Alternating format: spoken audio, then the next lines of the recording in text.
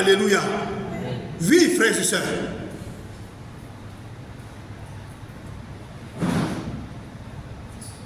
Jean-Baptiste, il ne ressemblait à rien. Dieu n'a pas besoin que tu sois bishop, archibishop pour que tu dises je prophétise. Non. Dieu dit je cherche quelqu'un. Ah, c'est bon. S'ils sont déjà 2-3, là c'est encore grave. Quand ils élèvent la voix vers moi j'agis seulement. Alléluia. Dieu dit qu'il ne respecte personne. Dieu ne respecte personne. Il y a une chose qui nous trompe beaucoup les chrétiens. Comme on dit, toute autorité vient de Dieu. Toute autorité ne vient pas de Dieu. Les francs-maçons font les choses. Ils mettent un de leurs à la place. Et les chrétiens confondent tout. Même dans la Bible, toute autorité ne vient pas de Dieu.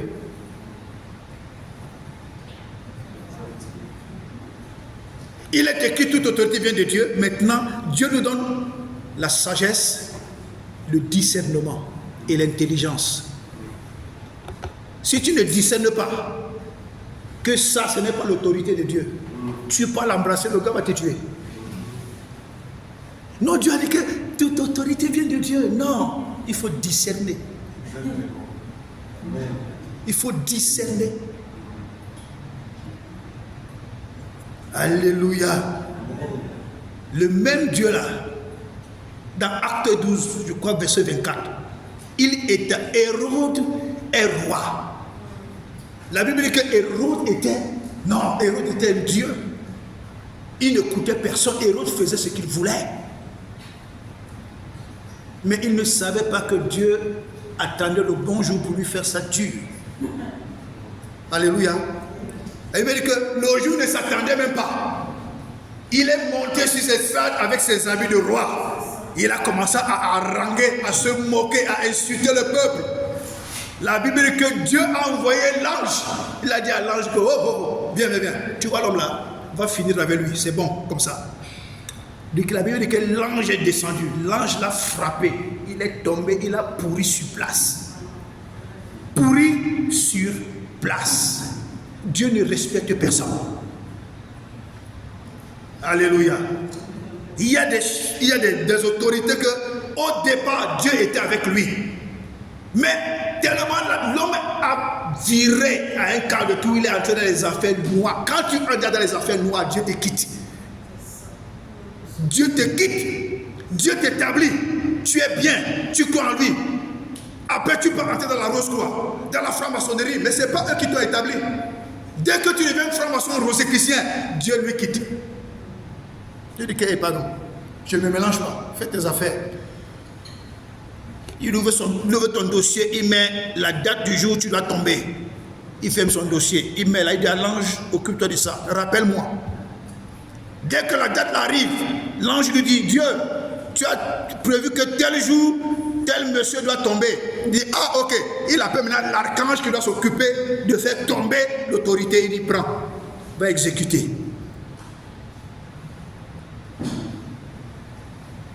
Alléluia. Est-ce qu'il y a plus grande et plus puissante autorité qu'un sacrificateur de Dieu? Toi et moi, nous sommes des sacrificateurs. C'est-à-dire que nous avons accès libre dans le Saint des Saints à tout moment. Or, dans l'Ancien Testament, le prophète entrait une fois par an dans le Saint des Saints pour faire des sacrifices pour le péché du peuple. Et quand il entrait, quand il se préparait à entrer dans le Saint des Saints, on lui attachait une corde au pied. Une longue corde. Et de temps en temps, on tire la corde, il bouge pour qu'on sente qu'il est vivant. Parce que quand il entrait dans le Saint des Saints, que lui-même n'est pas prêt, il restait dans le Saint des Saints mort. Alléluia. Tu n'es pas n'importe qui. À cause de Jésus, à cause de la mort de Jésus, le voile a été déchiré. Le Saint des Saints est déjà libre et accès. Nous pouvons entrer dans le Saint des Saints et dire à Dieu qu'aujourd'hui, Dieu, moi je ne suis pas content de toi. Ça fait 3 jours que ma cuisine a gêné, mes marmites ont gêné. Moi-même, je n'ai pas mangé. Tu trouves que c'est normal de traiter un enfant comme ça? Il y a des jours où après tu reviens, tu dis, papa, excuse-moi, vraiment, j'étais fâché quand je t'ai parlé comme ça. Ne te fâche pas. Pardon. Après tu reviens l'autre jour, tu dis que, papa, comme tu vois là, je vais me déplacer, j'ai besoin d'argent. Tu as libre accès. Alléluia. Ne devenez pas des chrétiens, il prend le téléphone, il appelle prophète. Qu'est-ce que Dieu dit pour moi demain? Qu'est-ce que Dieu a dit pour moi aujourd'hui? Prophète, et qu'est-ce que tu as vu là-bas? Oh, c'est de la sorcellerie. Tu as libre accès dans le Saint des Saints. Tu peux librement parler au plus grand prophète de l'humanité qui est Dieu, et Jésus qui est le Saint-Esprit. Tu peux t'adresser à lui directement. Est-ce que tu as envie de passer par un homme? Non. Alléluia. Il y a des affaires qui traitent directement avec Dieu. Il y a des affaires qui demandent conseil. Mais avant de demander conseil, regarde bien la tête de celui que tu peux demander conseil. Hein. Il peut avoir une tête avec des cornes. C'est quelqu'un qui disait, si Dieu ouvre nos yeux, que personne ne nous aura le courage de marcher en route. Parce qu'il y a des hommes qui sont mal formés. Tout le monde est comme ça. Mais il y a des gens, tu vas voir des monstres, tu vas voir des ndjoundjou, tu vas voir des gens qui ont 4 pieds, des gens qui ont 8 œils, des gens qui sont bizarres, tu vas voir des crocodiles, des animaux. C'est pourquoi Dieu nous cache les autres yeux là. Il n'a pas ouvert ça. Alléluia. Quand tu lis Jude 4, tu te rends compte que nous marchons avec des monstres. Ce n'est pas tout être humain qui est un être humain. Nous marchons avec des monstres. Nous marchons avec des génies. Nous marchons avec des animaux. Alléluia. Tu crois que quand la Bible dit que celui qui n'a pas l'esprit de Jésus n'est pas différent d'un animal, tu crois que c'est quoi? Quelqu'un que les sorciers ont pris, ils ont déjà transformé en panthère, transformé en crocodile, transformé en girafe. Quand tu marches, tu vois quelqu'un venir devant toi, tu fais comme ça. C'est une girafe.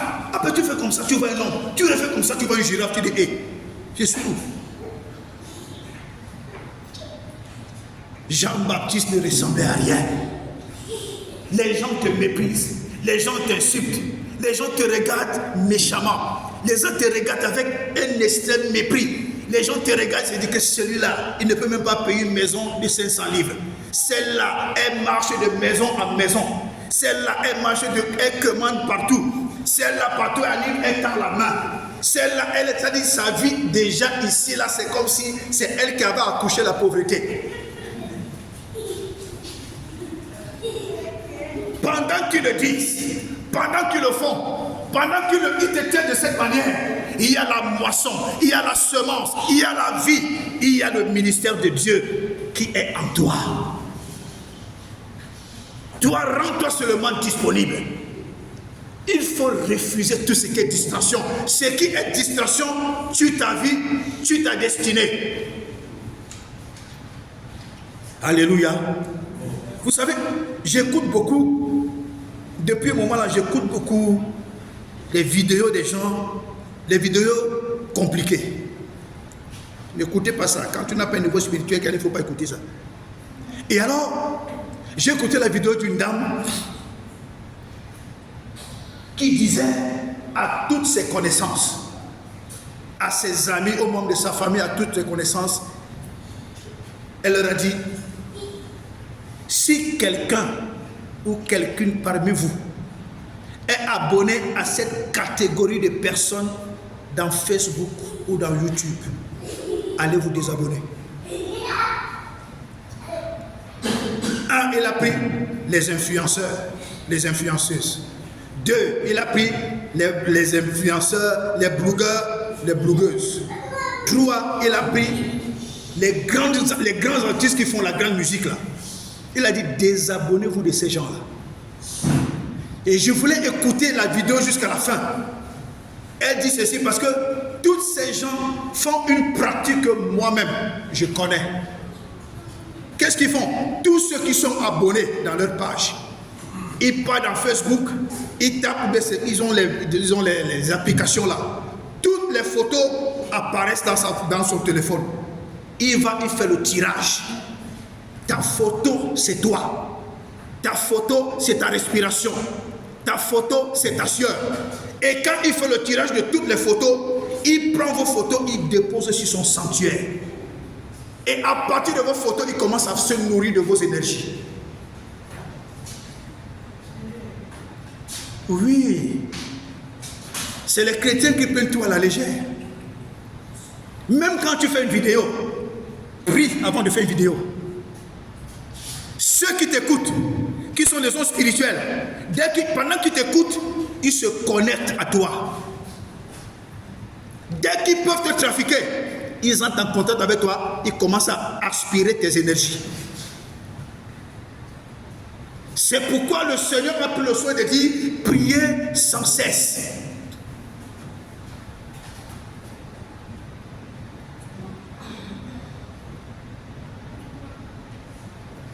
Moi, dès que j'ai écouté cette dame, j'ai écouté cet homme, j'ai écouté ce monsieur, j'ai fait le parallèle avec ce qui se passe en ce moment dans mon pays. Où quelqu'un dit que toutes les blogueuses, tous les blogueurs, les influenceurs sont dans l'affaire là, sont des satanistes.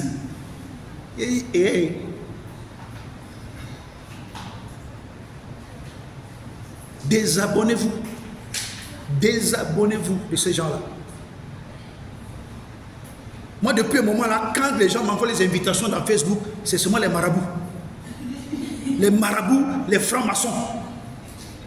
Les marabouts, les francs-maçons. J'ai dit, mais ça ne peut pas être au hasard. Quand à une période donnée, c'est seulement les marabouts, les francs-maçons qui t'envoient l'invitation. C'est-à-dire que les gars veulent se connecter à toi. Non, attention. Les amis dans Facebook, ça ne donne même pas l'argent. Ça apporte seulement les problèmes, les querelles, les intrigues. Les moufs imbéciles. Ta mère, tu es encore qui? Tu m'as insulté, dégage. Sa tête, tu es laid, c'est tout. Je suivais un Camerounais, Nouma, il est aux États-Unis. Il a une ONG aux États-Unis, Nouma Patrick. Il a fait une petite vidéo et cette vidéo m'a touché. Nouma Patrick dit que moi, Nouma, il y a des choses que je ne permets pas que cela s'attache à ma vie. Et il y a des choses dans lesquelles vous ne me verrez jamais. J'ai suivi la vidéo, j'ai dit je vais suivre jusqu'à la fin. Il dit les histoires des intrigues, les histoires des insultes, les histoires des complots, les histoires de mépriser les gens, vous ne me verrez jamais dedans.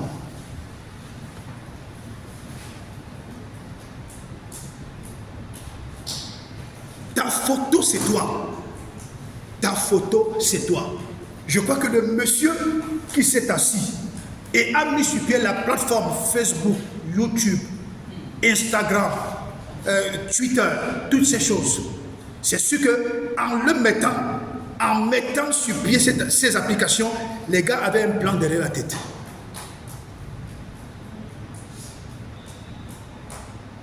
Je me souviens, une de mes filles au Cameroun, il y a un gars qui l'a accosté. Le gars avait des problèmes spirituels. Et elle dit à ce jeune homme, je vais t'amener chez mon pasteur. Tu vas causer avec lui parce que moi je ne peux pas. Ils sont arrivés à la maison. J'ai dit au gars, c'est toi. Un jeune homme, il travaillait dans une grande société au port. Le gars prend place. Je dis que, mais quel est ton problème? Le gars dit que non, j'ai été embauché dans une société. Au départ, je me contentais de ce qu'on me donne de mon salaire. Mais un jour, on m'a invité à la réunion des cadres. Je suis allé à la réunion. On a commencé à parler et on m'a donné un formulaire que je dois signer. J'ai dit, mais attendez, laissez-moi d'abord lire avant de signer. Il a lu, on a dit, ok, est-ce que tu veux signer? Bon, pour signer, tu dois signer avec une goutte de ton sang. Le gars dit, non, je ne peux pas. Je ne peux pas. Et c'est depuis ce jour qu'il a commencé à avoir les problèmes. Et dans cette entreprise-là, quand le bureau de cette entreprise siégeait, faisait leurs réunions, parfois des cultes noirs, qu'est-ce qu'ils faisaient? Tous ceux qui sont dans les réseaux sociaux là, On prend ton téléphone, tes amis de WhatsApp. Il y a les choses dans Facebook. Hein. Ils disent qu'il prenait, lui, ce sont ses amis de WhatsApp qui prenaient leurs photos et il amenait à la réunion. Je lui demande comment qu'est-ce que vous faisiez avec les photos des gens? Ils me disent que non, on boit leurs énergies. J'ai dit comment ça? Il me dit oui, pasteur. C'était notre travail. Mais j'ai refusé de signer parce que je ne veux pas passer à un autre échelon. Moi, je refuse ça.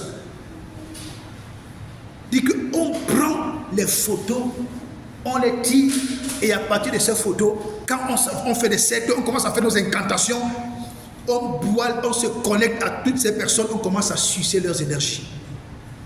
Je comprends pourquoi Jésus a dit priez sans cesse.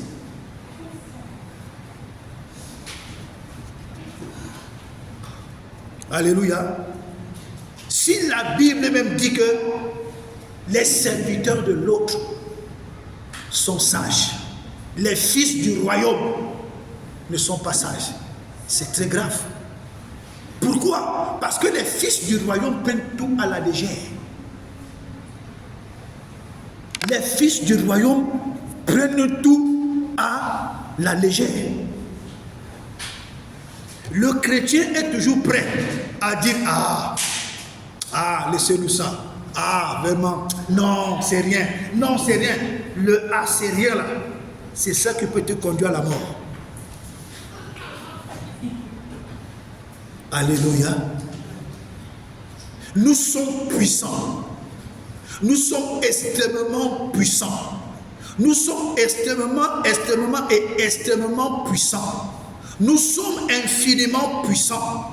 Pourquoi? Parce que le Dieu qui est infiniment puissant, comme la Bible dit dans 1 Jean 4, verset 15, que celui qui confesse que Jésus-Christ est fils de Dieu, Dieu demeure en lui et il demeure en Dieu. Ça veut dire que la nature de Dieu est en nous.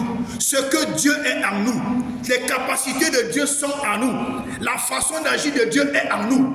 Donc nous sommes infiniment puissants. C'est à nous de prendre conscience que nous sommes des êtres extraordinaires et non des êtres ordinaires. Le défaut avec les enfants de Dieu, c'est qu'ils veulent fonctionner et ils veulent vivre comme des hommes ordinaires. Ils font tout comme des hommes ordinaires. Ils réfléchissent comme des hommes ordinaires. Ils ont peur comme les hommes ordinaires. Ils se baladent comme les hommes ordinaires. Or, nous sommes à la nature et à l'image du Tout-Puissant.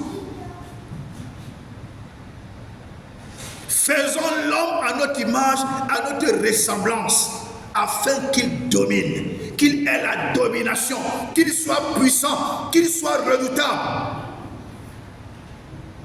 Tout ça est possible, tout ça est vrai, tout ça est là. Mais qu'est-ce qui nous manque? La méditation, la lecture de la parole de Dieu, avoir une vie de prière, avoir une vie de consécration, avoir une vie, je te dis, de méditation. C'est ça qui nous manque. Sur 24 heures, nous avons 20 heures sur le téléphone, WhatsApp, Instagram, YouTube, Facebook, 20 heures.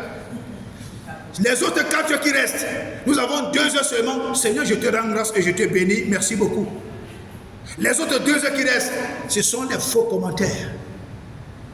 Sur 24 heures. Or, les serviteurs de l'autre, les serviteurs du malin, les gars ont 20 heures dans la méditation. 20 heures dans la méditation. 2 heures, ils regardent juste la télé, ils s'informent. Les autres 2 heures, ils vont à ses occupations.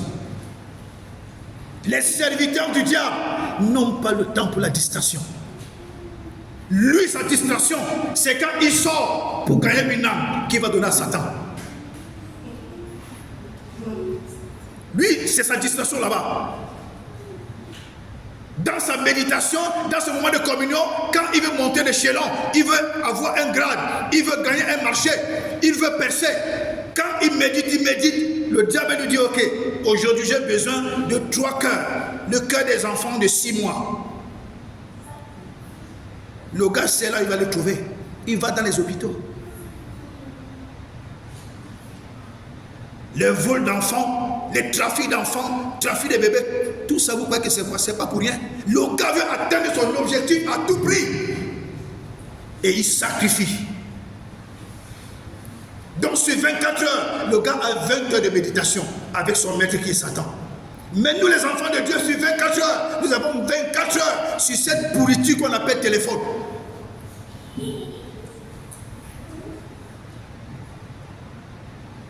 Un jour, j'ai causé avec un homme d'affaires. Il m'a dit, Christian, mes téléphones me servent seulement quand je dois gagner un business. Quand je traite mon business, je mets mon téléphone là, je n'ai rien à y voir avec, rien à cirer avec les réseaux sociaux. Pourtant, mes enfants, ma femme, tous sont dedans. Quand j'ouvre mon WhatsApp, c'est juste pour lire un message de ma femme et de mes enfants. Le reste, ça ne me sert à rien. À quoi te sert ton téléphone? Tu ne prêches pas dans ton téléphone. Tu n'évangélises pas dans ton téléphone. Tu ne publies même pas les prières dans ton téléphone. À quoi te sert ton téléphone?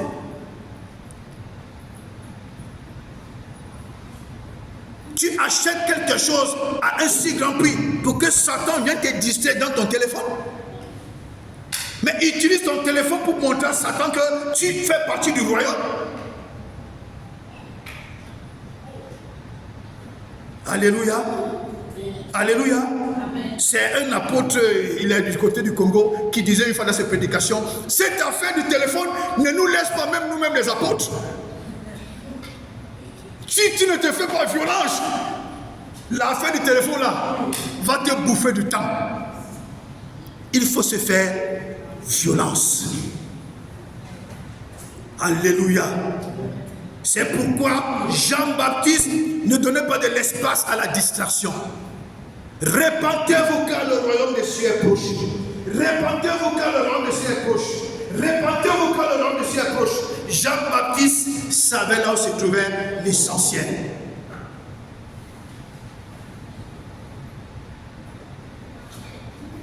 Né d'une famille pauvre,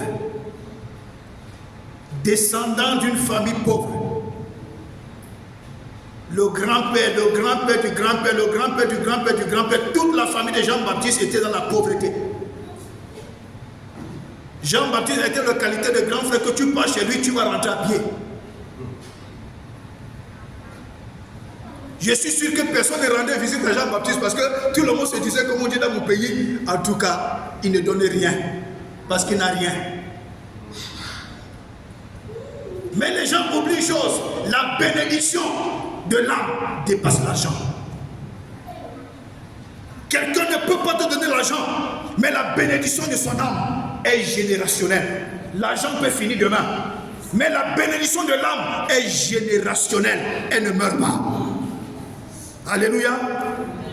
Tu peux arriver chez quelqu'un, il n'a pas l'argent à te donner, mais il te donne une parole. Il dépose une parole dans ta vie. Il te dit, maître là, je prie pour toi. La bénédiction là est générationnelle. Même le fruit de tes entrailles vont en bénéficier. C'est pourquoi le père de Abraham qui est Dieu, il a dit à Dieu, il a dit à Abraham, le fruit de tes entrailles est béni. Le fruit de tes entrailles prend possession des portes de ses ennemis. Isaac, Jacob ont bénéficié de la parole que Dieu avait déposée dans la vie d'Abraham. Alléluia. C'est pourquoi dans certaines familles, quand un père maudit un enfant, la malédiction est générationnelle. Les enfants qui vont faire vont croupir dans cette malédiction générationnelle. Pourquoi? Parce que la bénédiction de l'âme. C'est quelqu'un qui disait, bénis-moi, bénis-moi. Ne me donne pas l'argent, mais bénis-moi. Je peux te donner 1 million, je peux te donner 2 millions, je peux te donner 10 millions. Tu vas investir, tu vas faire des bonnes choses, mais tu peux faire faillite. Tu peux faire faillite. Aujourd'hui, nous voyons des milliardaires font faillite, des multimilliardaires font faillite. Quelqu'un était président avec tous les milliards. Il fait faillite, il meurt dans la pauvreté comme un chien. Pourtant, il était milliardaire. Tout ce qu'il a investi, tout ce qu'il a construit, pourri dans les brousses. Pourquoi? Parce que la grâce de Dieu n'était pas sur tout ce qu'il faisait. Mais la bénédiction de l'âme est générationnelle, elle ne meurt pas. Alléluia. Que Dieu dépose sur ta vie la bénédiction générationnelle. Que Dieu dépose sur ta vie la bénédiction générationnelle. Et moi, par l'Esprit de Dieu, en tant que sacrificateur de ce jour, je dépose dans ta vie la bénédiction financière, matérielle, la bonne santé, la croissance, au nom de Jésus. Et je déclare qu'elle soit générationnelle au nom de Jésus-Christ. Amen. Alléluia.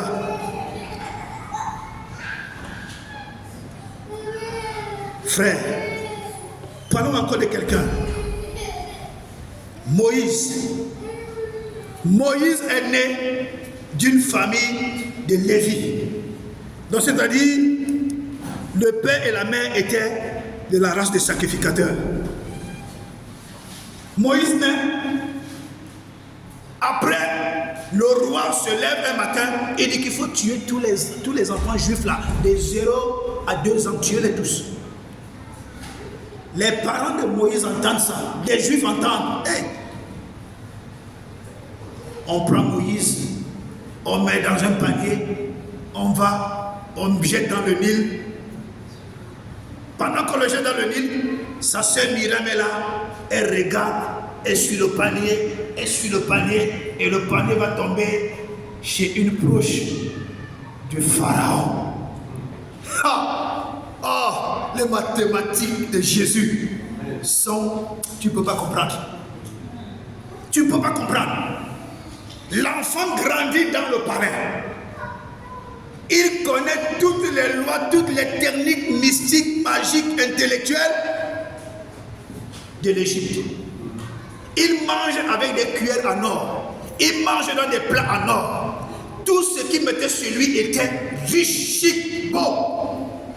Il se sentait à l'aise. Dieu a dit, je te fais d'abord goûter le miel. Alléluia. Maintenant, quand Dieu dit, ok, je veux passer avec toi au plan B, parce que tu dois comprendre que je t'ai envoyé pour une mission. Il sort comme ça, il voit comment 2 de ses frères sont en train de se bagarrer. Non, de se bagarrer. Moïse les sépare. Après, un jour, Moïse a dit comme ça, il voit comment quelqu'un de l'armée égyptienne en train de menacer un de ses frères. Il dit, hey, c'est quoi ça? Moïse a fini avec lui. Est-ce que Moïse a fini avec lui parce que Moïse voulait? Dieu a mis en lui l'esprit pour tuer le type là. Oui, Dieu a dit que si je ne procède pas avec toi comme tu es fort là, si je ne procède pas comme ça, tu ne vas jamais quitter l'Égypte ici. Moïse l'a tué, il l'a mis dans le sable. Il croyait que ça n'allait pas se connaître. Quand la fête est sortie, comme on dit, ambassade légué, quand c'est sorti, Moïse a pris la fuite. Il dit, allez, si Pharaon m'arrête, je suis fini. Parce que Pharaon était un tyran. C'était un dieu sur terre. Moïse prend la fuite. Est-ce que Moïse prend la fuite parce qu'il veut? Parce que Dieu est en train de le bastonner. Alléluia. Dieu est en train de le bastonner. Retournement des situations. Quelqu'un qui vivait dans le palais. Quelqu'un qui se lavait dans des baignoires. Qui avait l'eau chaude, l'eau froide. Quelqu'un à qui on venait donner les coupes en or dans sa baignoire. Quelqu'un qui s'habillait riche, qui montait sur des chars en or. Il se retrouve au désert. En train de manger les herbes qui ne sont même pas préparées. 40 ans dans le désert. 40 ans. Moïse a appris à dormir à l'air libre.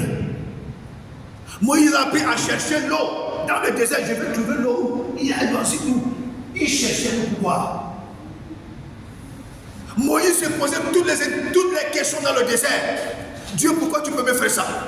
Tu me mets dans une bonne vie. Après, tu me ramènes jusqu'en bas comme ça. Je t'ai fait quoi? Je suis sûr que Moïse a tout dit à Dieu. Dieu, tu n'es pas bon. Dieu, tu n'es pas gentil. Dieu, tu es méchant. Tu ne peux pas me faire la carte des choses là.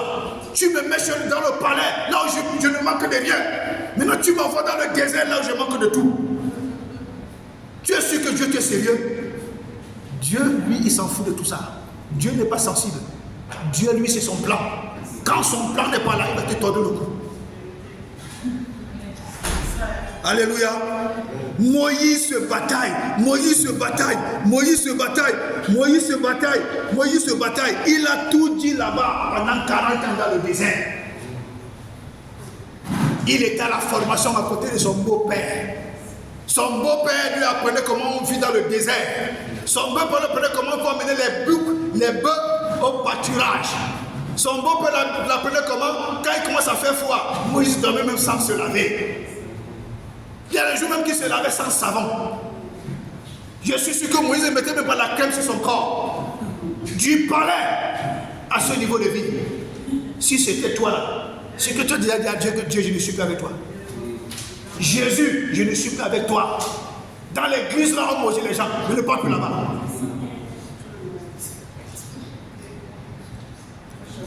Oui, et quand Dieu s'est rassuré que Moïse est en train de prendre l'équipement chez son beau-père, un homme qui n'avait même pas la carrure de vie de Moïse. Un jour donc, quand Dieu a vu que c'était déjà la formation de Moïse était au top dans le désert, le jour il prend les brebis pour aller les nourrir, il ne connaît pas que c'est le jour là que Dieu va lui parler.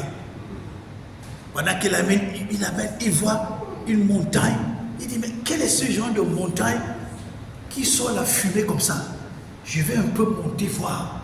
Le gars monte, il monte, il monte. Il arrive au sommet. Je suis sûr que pour atteindre le sommet, ce n'était pas facile. Il montait, il était essoufflé, il tombait, il s'écorchait. C'est ça la marche avec Dieu.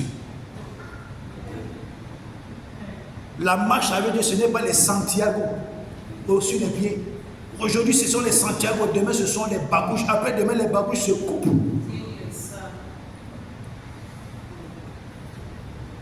Et quand il arrive devant le buisson ardent, il veut faire le tour. Dieu dit, hé, Moïse, c'est ici que je t'attendais depuis. Enlève les sandales, enlève les sandales. Avance. Moïse, Seigneur, oui, tu dis quoi? Parle, Seigneur. Je t'ai choisi. Tu vas repartir en Égypte. Et c'est toi, et au travers de toi, que je vais juger l'Égypte. Oh, Dieu avait déjà préparé la chute de l'Égypte bien avant avec Abraham. Il a dit à Abraham que mon peuple ira en servitude pendant 400 ans et je vais juger ce peuple. Il y a par moment, Dieu laisse que les ennemis te touchent parce qu'il y a des gens que Dieu veut juger dedans. Il y a les moments où Dieu te laisse entre les mains des sorciers parce que Dieu sait que dans la conflit des sorciers là, il y a des gens que Dieu veut juger dedans. Parfois Dieu laisse que quelqu'un te lance un mauvais sort parce que Dieu veut le juger. Alléluia. Et quand il entend la voix de Dieu, oh, Moïse dit à Dieu que Dieu, tu dis que tu m'envoies chez qui? En Égypte, Pharaon. Dieu, non, je ne peux pas partir. Non. Qui? Pharaon. Pharaon, Dieu, peut-être tu ne connais pas Pharaon. Hein. C'est pas parce que tu es Dieu, hein. Si toi-même tu te mets devant Pharaon, Dieu, tu vas voir. Dieu lui dit non. Dieu lui donne des petits signes là. Dieu dit non, vas-y. Moïse dit à Dieu que si tu sais que tu n'es pas avec moi, je ne pars pas. Tu vas monter tous les signes, c'est bon. Mais je veux être sûr que tu es avec moi. Si tu n'es pas avec moi, je ne veux pas l'affronter Pharaon. Moïse descend quand même. Il arrive en Égypte, il veut couper l'histoire, il arrive en Égypte. Et Moïse était sûr que Dieu devait pratiquer les 10 plaies en un jour.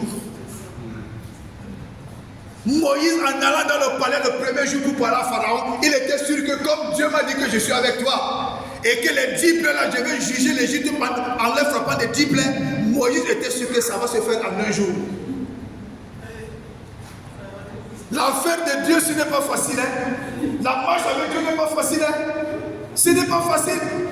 Le jour que Dieu te donne une promesse que mon fils, ma fille, je vais te bénir, c'est ta saison. Prépare-toi aux épreuves.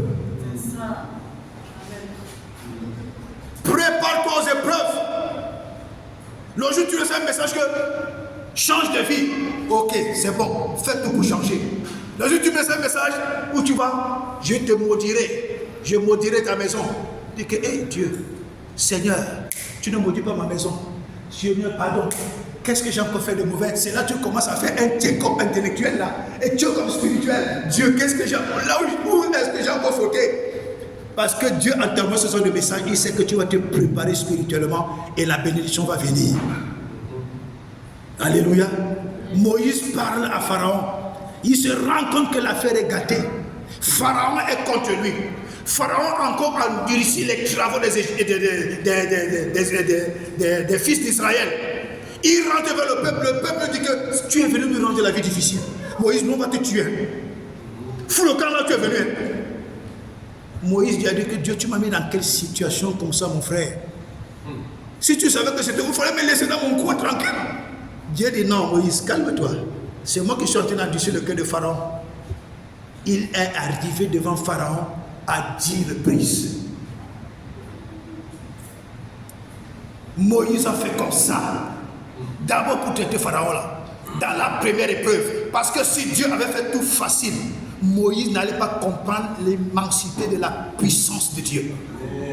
Dieu a travaillé d'abord le caractère de Moïse. Première épreuve, il a travaillé. Deuxième épreuve, il a travaillé.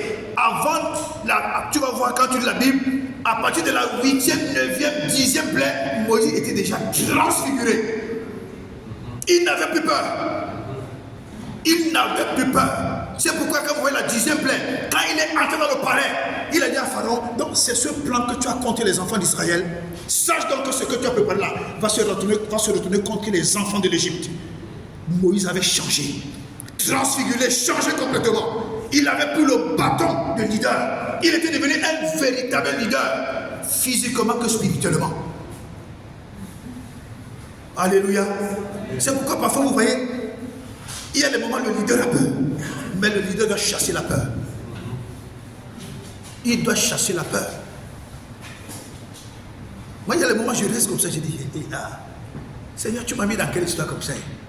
Ah, tu sais que moi j'ai une famille. Tu me mets dans des affaires compliquées comme ça. Ah, Dieu, tu ne dois pas me faire la quantité de choses que j'entends souvent là.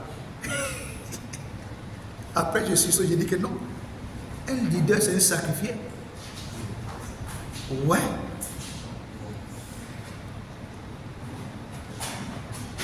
Oh, frères et sœurs, Moïse, du haut standing de vie, Dieu l'a rabaissé, Dieu l'a équipé et Dieu l'a dit, go. Tant que tu restes attaché à Dieu, confiant en Dieu, reste tranquille. Ce qui t'arrive là, Dieu sait ce qu'il est en train de faire. Alléluia. Comme une soeur me disait, oh, pasteur, on va chasser du travail. On va chasser du travail. On va chasser du travail. Je dis, mais attends. Tu ne sais pas ce que Dieu t'évite. Peut-être que Dieu t'évite un accident. Peut-être que Dieu t'évite une agression. Peut-être que Dieu t'évite quelque chose de pire. Toi, tu vois seulement le travail, mais tu ne vois pas ta vie. Et c'est une seule qui a tellement peur. Elle dit, si elle marche comme ça là, une feuille de bananier fait vous. S'il n'y a personne à côté, elle va faire la l'AVC. Je lui ai déjà dit que chasse la peur là. Ta peur là, c'est ton premier ennemi. Chasse la peur là. Alléluia. Donc, comme Dieu peut te lever, c'est comme ça que Dieu peut te rabaisser, pour te cuire, pour te transformer. Alléluia. C'est pourquoi j'aime souvent prendre l'exemple sur les femmes quand elles préparent. Elles ont des cuissons où elles mettent certains condiments. Tu te demandes est-ce que ça sera mangeable. Mais à la fin, quand elles te servent, tu manges, tu dis que my God, ça a un goût pas possible. Mais quand tu regardes sur les condiments, il y a même des condiments amers dedans. Mais la sauce est sucrée. C'est comme ça que Dieu nous façonne. C'est lui le potier, nous sommes l'argile. Quand il te donne une forme, il voit que la forme qu'il t'a donnée là n'est pas bien. La Bible dit qu'il brise, il te brise, il refait le pot. Si toi-même, tu as pris une forme que lui ne veut pas, il va te prendre, il va te mouler, il va te briser, il va t'ajouter le Saint-Esprit, il va commencer à te façonner pour que tu aies la forme que lui voudrait que tu aies. Tu vas pleurer, il s'en fout. Hein. Dieu n'a pas de larmes. Quelqu'un que son fils est mort à la croix, la Bible ne dit nulle part que Dieu a pleuré. Son fils unique, ton fils unique meurt à la croix. Il est écrit nulle part dans la Bible que le Père a pleuré le Fils. La Bible dit que le Père a livré le Fils, il a livré. Il dit que, hey, go away. On va mourir là-bas, dis donc. Laisse-moi tranquille.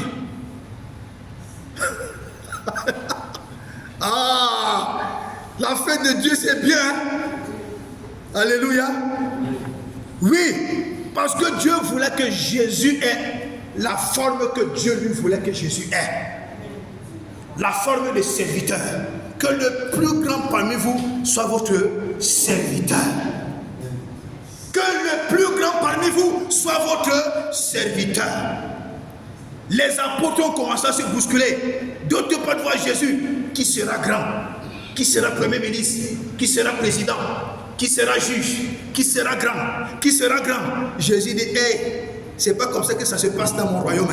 Dans mon royaume, la mathématique est le contraire. Celui qui va être grand, qu'il soit votre serviteur. Et Jésus a lavé les pieds. Il est descendu plus bas. Il a lavé les pieds des disciples. Ensuite,